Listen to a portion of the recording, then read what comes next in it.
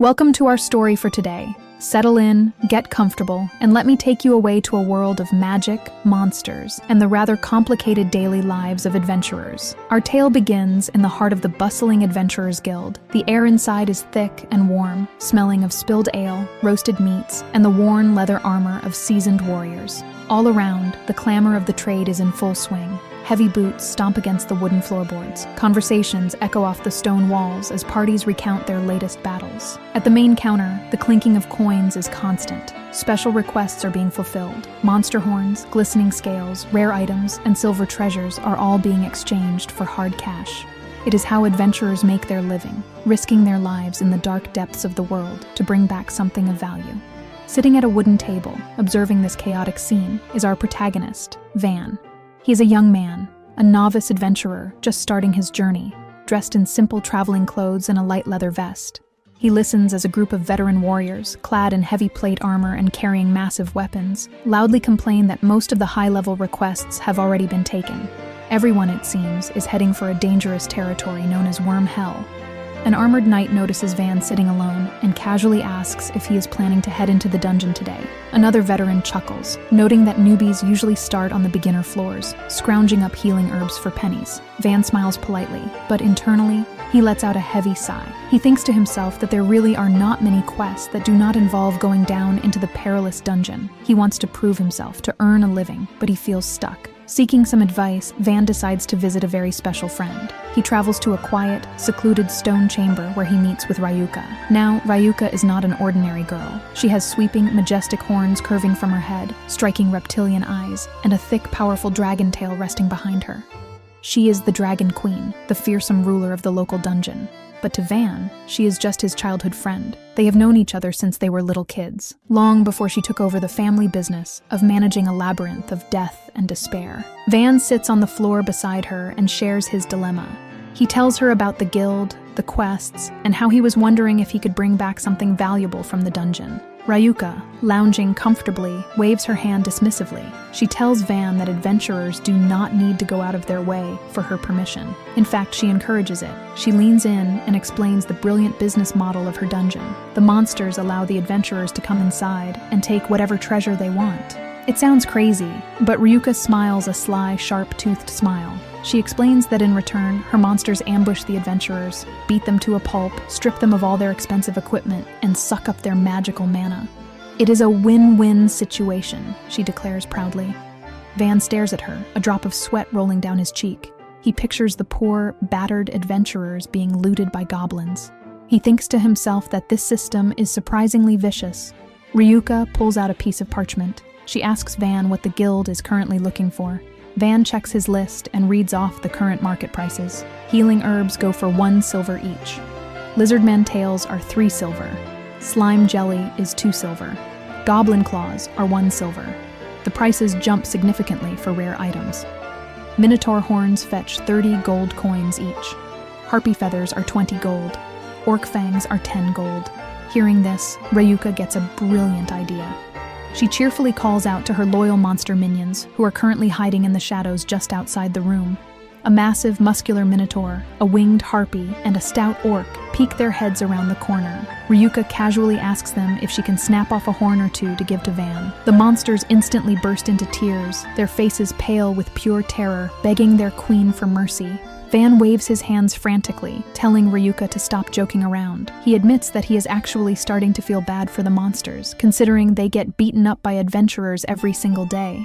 Ryuuka laughs it off, assuring him that her magical mana heals them right back up, so a broken horn would not hurt them for long. Getting back to business, Van explains his true hesitation. He tells Ryuuka that he would prefer to go to a floor of the dungeon that no one has been to yet. He has a strong sense of honor, and he does not want to steal the treasure or the glory from his senior adventurers who are working hard on the upper levels. Ryuuka's eyes light up. She stands up enthusiastically and tells Van to come with her right now. She knows a place that is perfectly untouched. The two childhood friends walk side by side through the grand, sunlit courtyards of the dungeon complex. As they stroll past a towering stone castle draped in green ivy, they reminisce about how they used to play hide and seek in those very halls when they were children. It is a deeply nostalgic moment. However, Van suddenly looks around nervously. He points out to Ryuuka that it might look a little bad if someone saw them walking together like this. After all, he is a human adventurer, and she is the terrifying dragon queen. The optics are terrible. Ryuuka crosses her arms and pouts, saying she is not worried about it at all. But then she stops and looks around the empty courtyard. She realizes that usually, this area is crawling with her monster guards. Today, it is completely deserted. She mutters in annoyance, wondering if her employees are slacking off at work again. But her monsters are not slacking off. Just a few minutes prior, the giant minotaur had gathered all the goblins, harpies, wolves, and orcs in the courtyard. Like a dedicated wingman, the minotaur announced to the horde that someone had made a mess on the 27th floor, and they all needed to evacuate this area immediately to go help with repairs. The monsters completely understood the assignment. As Van and Ryuuka walk past, the entire horde of monsters is secretly pressed against the walls and hiding in the ceiling vents. A harpy whispers with a wicked grin that they wanted to ensure their beloved Lady Dragon Queen had a completely private rendezvous without any interruptions. Though, she admits, they really wanted to eavesdrop on the conversation along the way. Unaware of their audience, Van and Ryuuka arrive at their destination. A heavy stone door gives way to the 70th floor. It is known as the Hidden Ruins area. Van steps inside, his eyes widening in amazement. He tells Ryuuka that he is always just passing through the dungeon and never even noticed a place like this existed. The room is vast, resembling an ancient, forgotten temple. Broken pillars, overgrown vines, and scattered ancient vases litter the floor. Ryuuka looks around the messy room and tells Van that it is not her treasure, so it is not her problem to clean it up. She reveals that this floor holds the treasure hoard left behind by her father. He was the original creator and ruler of this entire dungeon. When Van asks how her dad is doing these days, Ryuuka laughs, saying he is doing great. Since he retired from being a terrifying dungeon boss, he has just been traveling the world with her mom, having an absolute blast on vacation. Meanwhile, high up in the ceiling vents, the Minotaur and his monster crew are peering down through a stone grate. The Minotaur whispers that it is nice to snoop from above once in a while. They watch as Van and Ryuuka begin to explore the ruins. The Minotaur quietly hopes that Van finds some good treasure and takes it. Suddenly, the calm atmosphere in the ruins is shattered. Down on the floor, right behind Van, the stone tiles begin to crack and bubble. A thick, viscous, black sludge oozes up from the ground. It makes a sickening, squelching sound. Van stops and turns around, uttering a confused sound as he watches the dark puddle expand. Up in the vents, the monsters gasp in absolute horror. The Minotaur's eyes widen in sheer panic. The black sludge rapidly rises, twisting and morphing into a towering, grotesque nightmare. It becomes a massive creature made of dark, dripping fluid, with multiple glowing eyes and a gaping maw filled with jagged, razor-sharp teeth. It lets out a terrifying, distorted roar that shakes the very foundations of the room. The Minotaur recognizes it immediately. He screams to his crew that it is a mana monster. These are mindless, indiscriminate beasts, born directly from the concentrated, magical mana of the dungeon itself.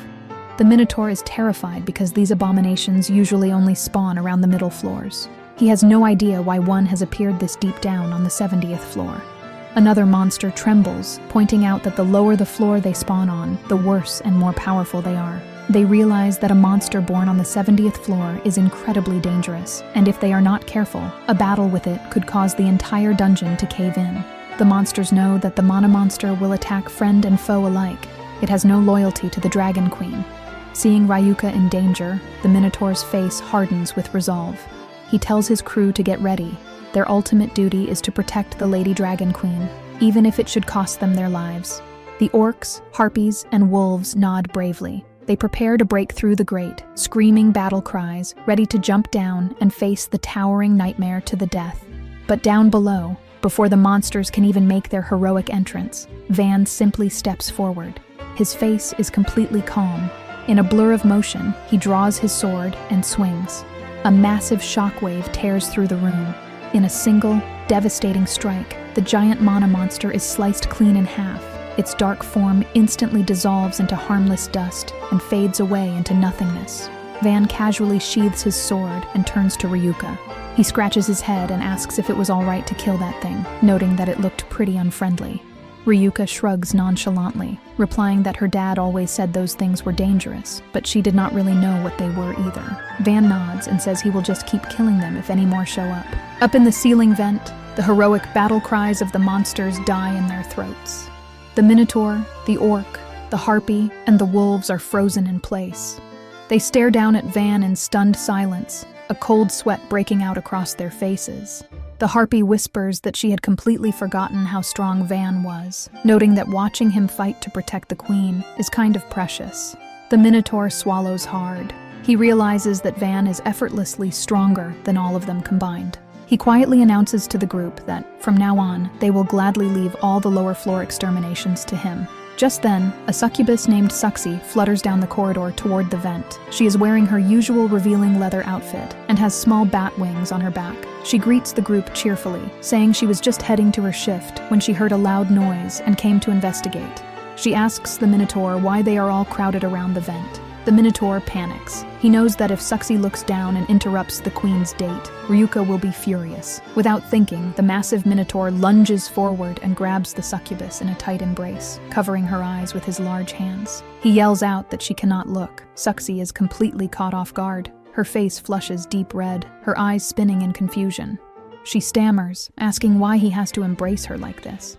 The Minotaur sweats profusely and lies through his teeth, claiming that the Lady Dragon Queen uses the 70th floor to strategize in complete secrecy, and no matter how friendly they are, only the board of directors can watch. The other monsters watch this awkward exchange with huge grins. The harpy giggles, noting that Suxy totally thinks the Minotaur has a crush on her. The orc laughs, saying the Minotaur is being far too stiff, and that now they all want to keep watching the fun below even more. Back on the dungeon floor, oblivious to the comedic soap opera happening in the ceiling, Van and Ryuuka return to their treasure hunt. Van smiles, happy that the monster threat is gone. Ryuuka is having the time of her life. She runs around the ruins, picking up ancient vases and weird skeletal artifacts to show off to Van. Van laughs, telling her that he thinks she is enjoying this scavenger hunt way more than he is. Ryuuka flashes a brilliant, joyful smile and admits that she totally is. She runs ahead, pointing excitedly toward a large, dusty treasure ship on the far side of the room. But in her haste, she does not look at where she is stepping. Her foot catches hard on a heavy stone block hidden in the overgrown grass. She lets out a yelp as she loses her balance and falls forward. Van turns around just in time to catch her, but the momentum carries them both down. They tumble into the soft grass. When the dust settles, Ryuuka is lying directly on top of Van. Her hands are pressed against his chest, and their faces are only inches apart. The world goes completely silent. Up in the vents, the monsters let out a collective gasp. Their eyes are wide as saucers, utterly captivated by the romantic drama unfolding below. Down on the grass, Ryuka's face turns a brilliant shade of crimson. Her eyes are locked onto Van's. Her heart is pounding so loudly against her ribs, she is certain he can hear it. Thump, thump, thump. She bites her lip, a whirlwind of thoughts rushing through her head. She wonders if his heart is racing too. She wonders if he is going to say something. The tension is thick enough to cut with a sword. She gathers her courage, parting her lips, and softly whispers his name. Van. Van stares back at her. His eyes are wide. He opens his mouth to speak. And then, he violently scrambles backward, completely destroying the romantic atmosphere. He apologizes frantically, waving his hands in a panic, shouting that it was a huge shock. Ryuuka is left kneeling in the grass, her romantic fantasy shattered into a million pieces. Up above, the monsters physically slump in disappointment, groaning at Van's total lack of awareness. But Van is not paying attention to the ruined mood. He is staring at the object Ryuuka tripped over. He reaches out and wipes the dirt off of it. His eyes begin to sparkle with sheer amazement. He lifts the heavy, square object into the light. Ryuuka blinks in confusion and looks at it. Van is holding a heavy metal bust, sculpted into the likeness of a fierce, bearded dragon monster. He is practically shaking with excitement. He yells out that it is a statue of Ryuuka's dad. Ryuuka looks at it, thoroughly unimpressed, wondering why he is making such a big deal out of an ugly old statue. But Van points out the color and the characteristic sheen of the metal. He declares, his voice filled with awe, that it is crafted entirely out of the legendary metal, Orichalcum. Ryuuka, still blushing and annoyed that he chose a statue over her, just turns her head away and pouts. She tells him fine, he can have it. Van cheers happily, thanking her profusely for the amazing treasure. In the vents, the monsters sigh. The Minotaur shakes his head, muttering that it is so frustrating to watch, but at least they got to see something barely wholesome. The scene transitions back to the Adventurers Guild, and the contrast is deafening. The once orderly guild hall is in a state of absolute chaotic uproar.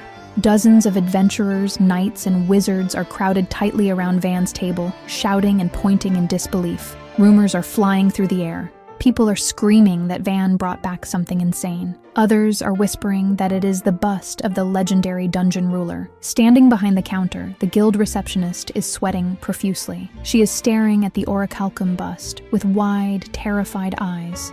She holds up a clipboard and stammers out the official appraisal value: 2,000 gold coins. The crowd gasps. It is an astronomical sum of money, enough to buy an entire estate or fund an army. In the center of the chaos stands Van. He has his hands stuffed in his pockets and is looking away with a totally blank, somewhat awkward expression. The heavy Orichalcum bust of Ryuuka's dad sits on the wooden counter between him and the panicked receptionist. The weight of the moment and the insane amount of money he just earned doesn't seem to impress him at all. In fact, it seems like a burden. Van scratches his cheek and sighs. He looks at the terrified receptionist and tells her that he really does not need that much money.